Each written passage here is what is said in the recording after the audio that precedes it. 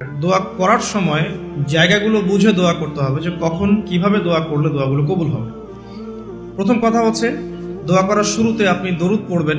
দরুদের ফলে দোয়া কবুল হয়। দরুদ না পড়লে দোয়াটা আসমানে গিয়ে ঝুলে থাকে, উঠিয়ে নেওয়া হয় না। যখন দরুদ পড়া হবে তখন দোয়াটা উঠিয়ে নেওয়া হবে। দোয়া করার কিছু টেকনিক আছে, যে কিভাবে কি দোয়া করলে কবুল হবে, কখন দোয়া করলে কবুল হবে, এগুলো বুঝে দোয়া করতে হবে। অনেকেই বলে দোয়া করেই যাচ্ছে, কবুল হচ্ছে না।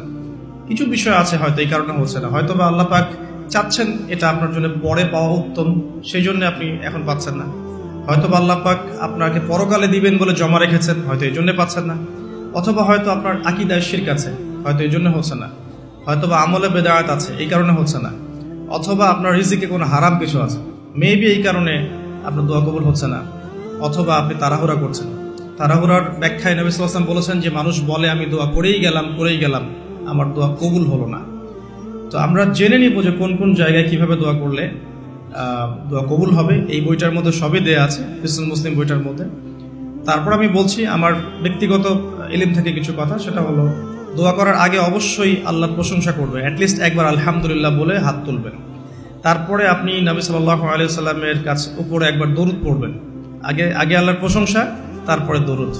এরপরে আপনি নিজের পাপের ক্ষমা চাবেন। আগে আপনি পাপ করেন বা না করেন, আগে বলবেন রব্বিক ফিরলি, আল্লাহ আমাকে মাফ করে দাও, পাপ করেন বা না করেন। এটা সুলাইমান আলাইহিস সালামের সেই দোয়া থেকে আমি শিক্ষা নিয়েছি।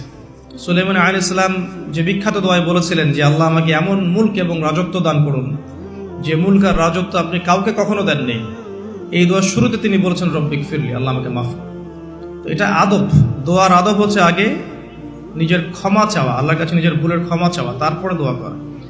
হামদ সানা, দরুদ, এরপরে আপনি ক্ষমা চাবেন। এবার আপনি দোয়াগুলো করবেন আপনার মন থেকে।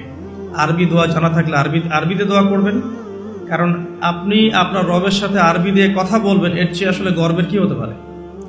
আরবি ভাষা কেন শিখব, কি দরকার আছে? এটা কি সাম্প্রদায়িকতা? আল্লাহ রাব্বুল আলামিনের আল্লাহ পাক যে ভাষায় কোরআন নাজিল করেছেন, আল্লাহ পাক যে ভাষায় কথা বলেছেন কোরআনে, সেই ভাষায় আমি আল্লাহর সাথে কথা বলছি, এর চেয়ে গর্বের কি আছে আমার জন্য? আরবি কেন শিখছি, কেন শিখবো? এই ভাষা দিয়ে আমি আল্লাহর সাথে কথা বলবো।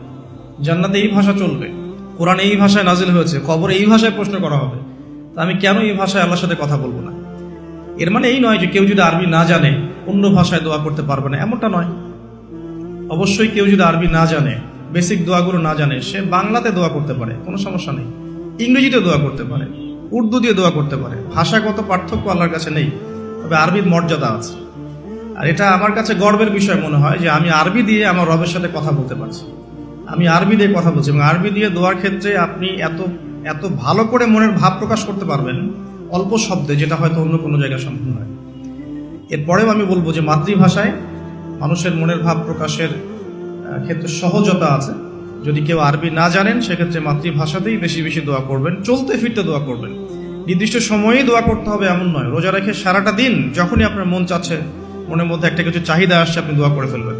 নবী সাল্লাল্লাহু আলাইহি ওয়াসাল্লাম বলেছেন, যদি তোমাদের কারো জুতার ফিতাও ছিঁড়ে যায়, সে যেন সেই ফিতাটাও আল্লাহর কাছে চেয়ে নেয়। প্রতিটা বিষয় আল্লাহর সাথে শেয়ার করতে হবে। আল্লাহ, আমার চাকরির দরকার, আমার রিজিকের সমস্যা, আমার পারিবারিক সমস্যা, আমার ব্যবসার সমস্যা, আমার ইলম অর্জন করতে চাই, আল্লাহ আমাকে ইলম দান করো। আল্লাহ, আমি শারীরিকভাবে অসুস্থ। বিভিন্ন রকম সমস্যা আমরা জর্জরিত আছি। প্রত্যেক মানুষের কোনো না কোনো সমস্যা আছে। সমস্যা থাক বা না থাক, দোয়া করতেই থাকতে হবে। যে ব্যক্তি সুখের সময় বেশি বেশি দোয়া করে, আল্লাহ পাক দুঃখের সময় তার দোয়া বেশি কবুল করেন, এমনটা হাদিস এসেছে। যে ব্যক্তি সুখের সময় ভালো আছে, এখন আমার ফিজিক্যাল আমি ফিট, এখন আমি আল্লাহ পাকের অসীম নিয়ামতের মধ্যে আছি, বাড়ি গাড়ি টাকা করি, আত্মীয় স্বজন, স্ত্রী সন্তান সবই আছে, আমার কোনো কিছুর অভাব নাই।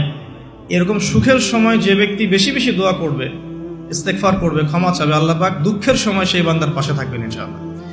আর সবচেয়ে বড় দুঃখের দিন তো কিয়ামতের দিন, আল্লাহ পাক সেদিন ইনশাআল্লাহ আমাদের সাথে থাকবেন ইনশাআল্লাহ তাআলা। দোয়ার আগে এই আদবগুলো মেনটেন করবেন। বাংলা ভাষায় দোয়া করেন যদি আরবি না জানেন। আর আরবি জানার দিকে আমি বেশি জোর দিচ্ছি, আরবি জানলে বেশি ভালো হয়। 3 ব্যক্তির দোয়া ফেরত দেওয়া হয় না। একজন মুসাফির, যে ব্যক্তি সফরের মধ্যে আছে, আল্লাহর কাছে দোয়া করলেই দোয়া কবুল হবে ইনশাআল্লাহ। একজন ব্যক্তি যে পিতা বা মাতা হয়েছে, তার সন্তানের জন্য দোয়া করলে দোয়া কবুল হবে ইনশাআল্লাহ। আরেকজন হচ্ছে সে ব্যক্তি যে ব্যক্তি রমাদান মাসে বা অন্য যে কোনো সময় রোজা রেখেছে, সমরত অবস্থায় তার দোয়াকে ফেরত দেওয়া হবে না। স্পেশালি সে যদি ইফতার করতে থাকে, সেই সময়ের দোয়াকে তার ফেরত দেওয়া হবে না ইনশাআল্লাহ। তো আমরা বেশি বেশি দোয়া করবো রমাদান মাসে ইনশাআল্লাহ আযজা ওয়া জাল।